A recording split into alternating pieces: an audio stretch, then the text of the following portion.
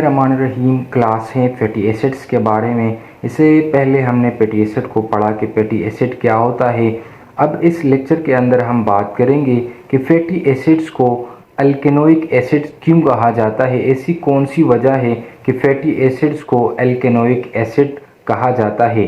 तो fatty acid long chain alkanoic acids हैं। मतलब ये कि फैटी एसिड जो है ये एक टाइप है कार्बोक्सिलिक एसिड्स की, जो कि लॉन्ग चेन ऑफ हाइड्रोकार्बन्स पर ये मुश्तमिल होता है।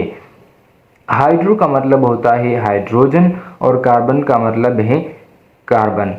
ठीक है, मतलब ये एक ऐसी मॉलिक्यूल्स होता है जो कि कार्बन और हाइड्रोजन से मिलकर ये बना होता है, जिसमें 4 से लेकर 36 तक कार्बन एटम्स वो मौजूद होती हैं। फैटी एसिड्स को ऑफन रेफर किया जाता है अल्केनोइक एसिड्स, ये इसीलिए क्योंकि इसके जो कार्बन होते हैं, कार्बन कार्बन के माबेन सिंगल बॉन्ड होता है, यानी कार्बन जो चेन होता है वो सैचुरेटेड होता है। तो इस कार्बन कार्बन सिंगल बॉन्ड की मौजूदगी की वजह से उसको अल्केनोइक एसिड कहा जाता है।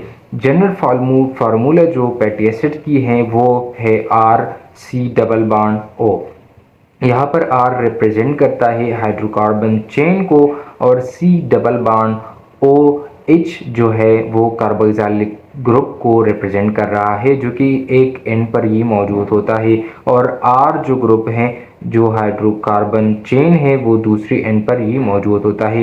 यानी 2 एंड हो गई, एक एंड पर R यानी हाइड्रोकार्बन चेन मौजूद है और दूसरे एंड पर कार्बोक्सिलिक ग्रुप जो है वो मौजूद हैं। इस कार्बोक्सिलिक ग्रुप की मौजूदगी होने की वजह से जो फैटी एसिड्स हैं ये एसिडिक प्रॉपर्टी शो करता है, यानी कार्बोक्सिलिक ग्रुप की मौजूदगी की वजह से फैटी एसिड्स वो एसिडिक बन जाती हैं।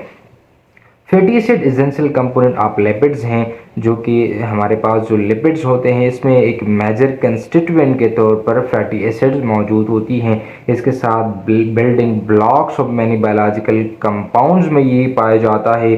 फैट्स जैसे हो गई, ऑयल्स हो गई, फॉस्फोलिपिड्स, इन तमाम बायोमॉलिक्यूल्स और बायो कंपाउंड्स के अंदर फैटी एसिड्स वो मौजूद होता है। इसके साथ vital role in energy storage में ये बहुत अहम किरदार अदा करते हैं, जिसको इंसुलेशन कहा जाता है।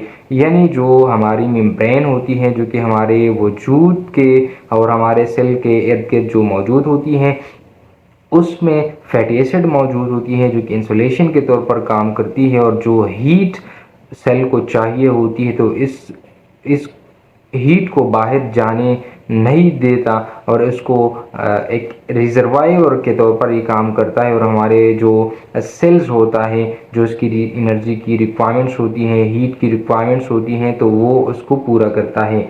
इसके साथ फैटी एसिड प्रिकर्सर के तौर पर काम करता है, जो कि ये आगाज़ करने वाला होता है वेरियस बायोलॉजिकल और बायोएक्टिव कंपाउंड्स की। जैसे हार्मोन्स हैं, तो बहुत सारी हार्मोन्स जो जब बन रही होती है तो इसमें फैटी एसिड इन्वॉल्व होता है और फैटी एसिड से उसकी जो प्रिकर्सिंग होती है या उसका आगाज़ जो होता है वो फैटी एसिड से होता है।